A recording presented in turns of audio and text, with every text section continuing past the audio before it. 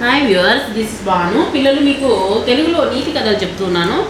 అందులో నీతిని తెలుసుకొని మీ జీవితంలో ఉపయోగించుకుంటారని ఆశిస్తూ ఒక చిన్న కథని మీకు చెప్పబోతున్నాను అనమాట. రామాపురము అనేటువంటి ఒక గ్రామం ఉంది.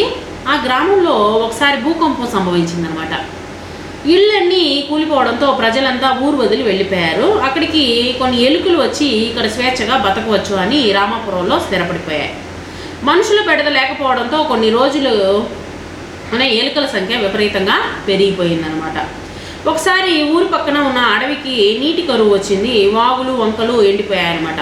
నీళ్లు దొరక్క జంతువులు విలవిల్లాడుతూ నీటిని వెతుక్కుంటూ ఒక ఏనుగుల గుంపు రామాపురం వైపు వచ్చిందనమాట.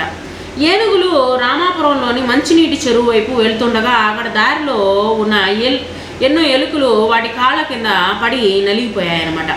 అది చూసి ఎలుకల రాజు ఏనుగుల దగ్గరకు వెళ్ళి, మీరు వేగంగా చెరువు దగ్గరకు వెళ్తూ ఉండగా మా ఆప్తులు మిత్రులు మీ కాళ్ళ కింద నలిగిపోయారు.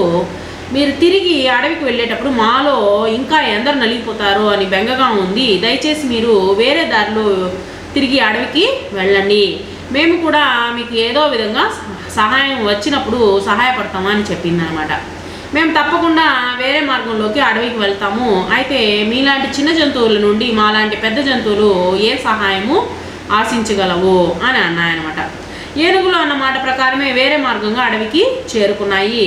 కొన్నాళ్ళ తర్వాత అడవిలో కొన్ని ఏనుగులు ఒక వేటగాడు వేసినటువంటి వలలో చిక్కుకున్నాయన్నమాట. మిగతా ఏనుగులకు ఆ ఏనుగులను ఎలా రక్షించుకోవాలో తోచలేదన్నమాట. ఆఖరికి ఏనుగుల నాయకుడు ఒక ఏనుగు చేత ఎలుకల రాజుకు కబురు పంపించాడనమాట.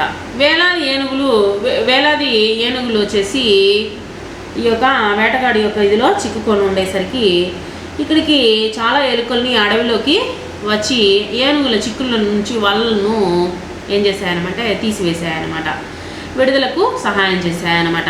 ఎంత చిన్నవారైనా చేయగలిగే సహాయాన్ని తక్కువగా అంచనా వేయకూడదన్నమాట.